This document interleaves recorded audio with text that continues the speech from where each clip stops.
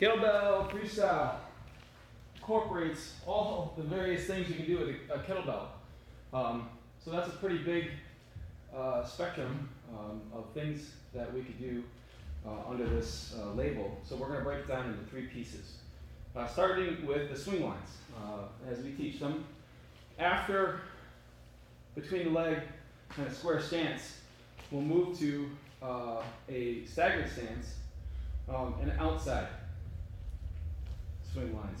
So here I'm still counterbalancing, but notice that my body is upright and not hinging. I'm watching my knee to have my front leg slightly internally rotated so that my stance, as my knee flexes, it makes space for the bell to pass by. Here we also have inside swings. So here I'm swinging on the inside of my stance. A lot trickier in some ways to make this work. So I have that same stance on the inside. Sometimes I find it easier to practice going in and out with one hand. On the inside swings, these can be done two-handed as well, and that might be a better way the first time you get introduced to them. Notice that I'm still counterbalancing, so I'm shifting my weight and I'm rotating my trunk.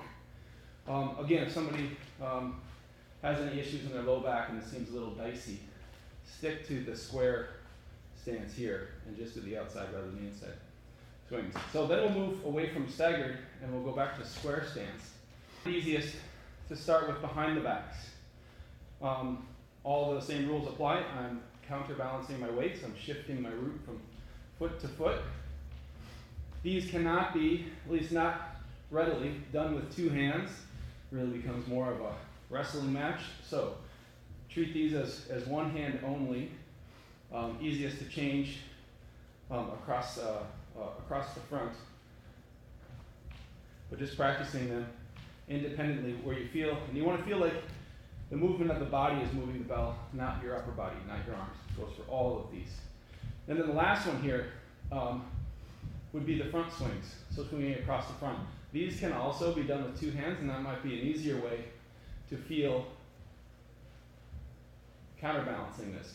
Notice that I'm shifting and putting my center away from the bell. Think of counterbalancing with your pelvis and foot pressure. So I'm always moving away from the bell. I'm not moving with the bell.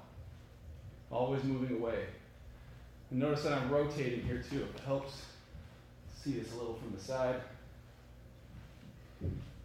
Staying square to the bell. Square to the bell.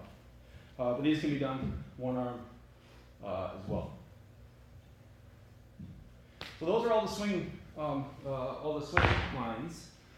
The next piece of this would be the lifts and adding lifts. So here's where adding cleans to any of these lines, adding snatches, adding cleans and jerks, adding all of that business in. You can also add in from here, so if I'm cleaning, we can add in squats, we can add in lunges. I might do a snatch, turn, and windmill.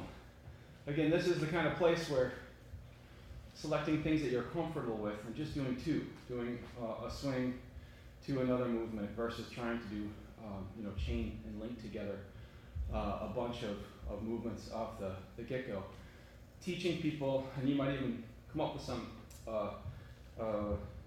isolated movements to link together and to make a very simple combo versus asking them to do a whole chain of things that you may not be ready for.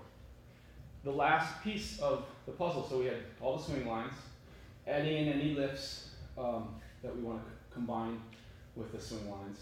The last piece is adding in hand changes. I did a couple of my demos there, by adding in hand changes, linking together different swing lines with different hands, and also adding locomotion, so moving with the bell. And I'll just show some options here for hand changes. nice and easy, going back and forth across the front. We have hand changes here as well. We have hand changes behind the back, a little trickier. You might have people try this just coming around the body here first, a very simple around the world before you start doing it with pendulum swings. But these can become more complex, and I might start adding steps in. So here's step only, doing that inside swing. I sometimes think of this as, I like to refer to it as a claymore swing. So it reminds me of somebody with a huge sword. You don't have to geek out with them. So hand changes and stance changes, moving from here to here. Sometimes you guys might have seen me do my heart swings. So I'm tracing a heart shape. We've done some hammer swings where I'm rotating all the way around from outside to outside. Anyway, lots of different options and ideas. I didn't even get into talking about different handholds and switching up handholds, but all of that can be done too. This is obviously where some of the juggles would come in, but we're not teaching that inside. That'll be for workshops and outside only. Questions? Let me know.